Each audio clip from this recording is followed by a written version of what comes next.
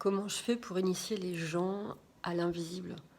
Bah, tu vois, là, par exemple, je sors d'une session avec une cliente et je l'ai initiée à Isis, à la clé du temple d'Isis. Alors, ça peut paraître complètement barré pour toi, mais c'est complètement OK. C'est pas, de toute façon, c'est pas le sujet. Et ce que j'ai fait, c'est que je l'ai emmenée en visualisation. Et pour moi, c'est pas uniquement de la visualisation, c'est vraiment se transporter dans une certaine dimension où a lieu une initiation. Donc là, l'initiation, c'était avec Isis, avec des membres du temple d'Isis, avec le clan de la cliente.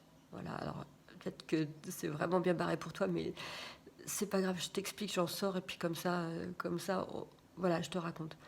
Donc je l'ai emmené dans ce temple. Je lui ai décrit les premiers instants de ce temple, la montée des marches, le seuil, Isis qui était là, l'intérieur du temple. Mais après, c'est elle qui, elle-même en état, on va dire, de conscience modifiée, a déroulé la scène et a reçu l'initiation. Elle a co-créé en même temps cette initiation. Je ne suis pas celle qui s'occupe de tout, fait tout, contrôle tout. On co-crée ensemble les choses. Et en fait, on a tous une faculté à se retrouver dans une certaine dimension. On a tous une faculté à se connecter à l'invisible, à un état modifié de conscience. Et c'est à cet endroit-là qu'en fait qu'on était toutes les deux et qu'on n'était pas que toutes les deux.